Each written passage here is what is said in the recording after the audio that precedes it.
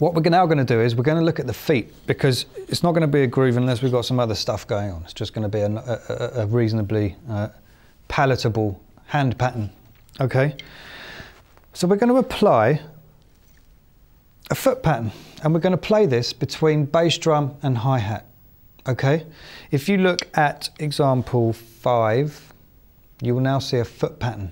Okay, and if you look at this, you've got, again, it's a 2-bar loop, because we're dealing with a 2-bar loop. Okay, and it's hopefully nothing you haven't seen before, rhythmically speaking. Okay, so you've now got something different to add to the equation, which is why it's important you get all this right step by step. Okay, so the first bar, you're just playing 2 quarter notes, aren't you? You're playing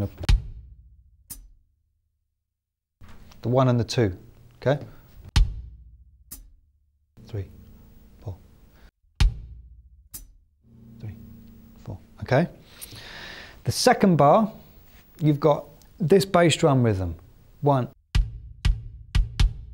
Okay, 1.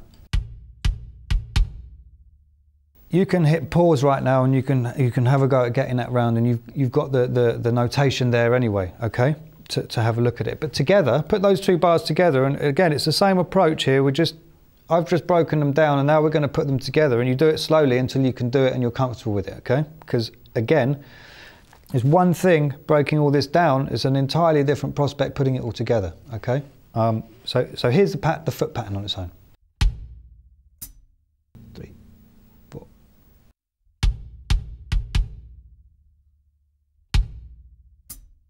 3, 4.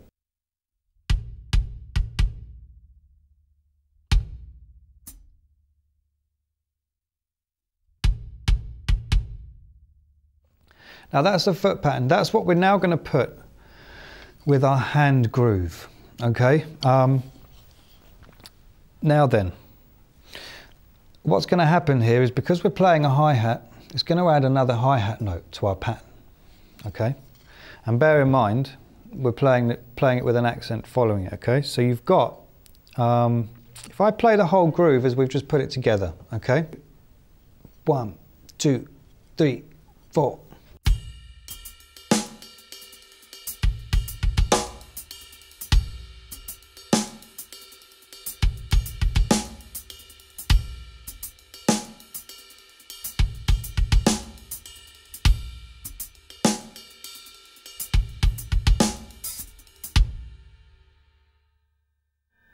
Now, the more comfortable you get with that, or anything that you apply that type of concept to, okay, the more you can just start messing around with it. So don't take this as read. Learn the subject matter and really consider it, but by all means mess around with it. So if I start with just what we've been talking about, okay, and then I'll just start adding things and hopefully not mess the whole entire thing up. So here we go.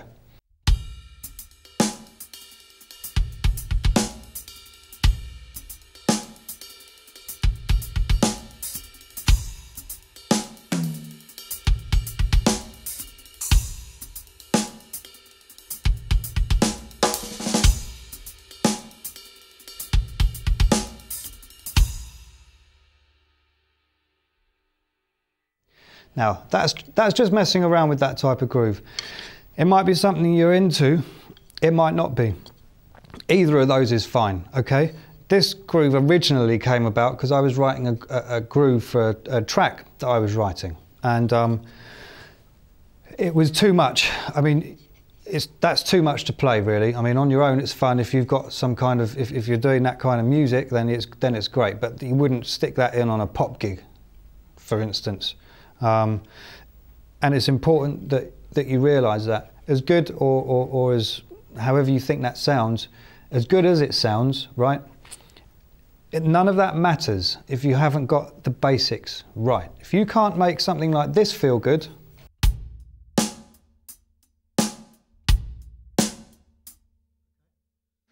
or anything along those lines, then something like this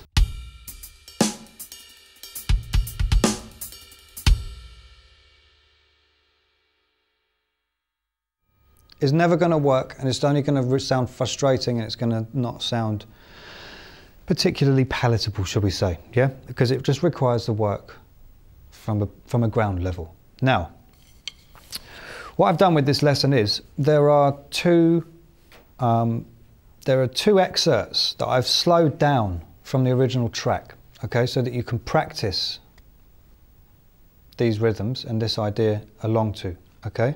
So there are two at different tempos, right?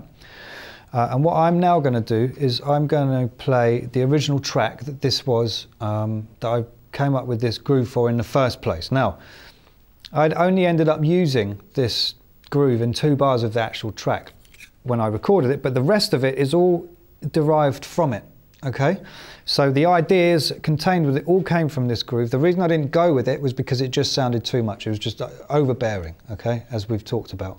You've got to be careful how and where you use these things. Now, this track is just 2 sections. It's an A section and a B section. That's all it does. It just goes around the 2 of them, okay? A section and a B section. I'm going to use this groove in the B section.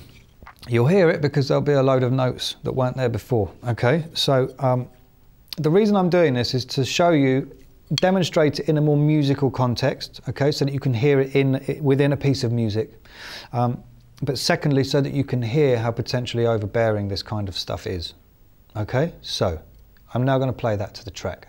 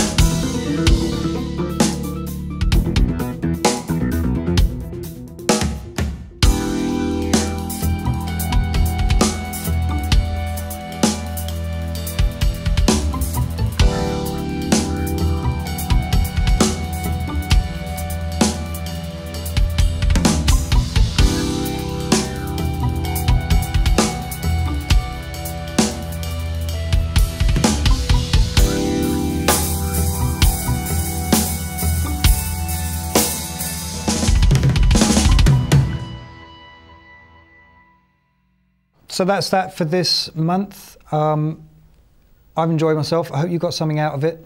Remember, take it slowly, practice, get it right. Don't practice getting it wrong, okay? Get it right. Again, I hope you got something out of it, and we'll see you next month.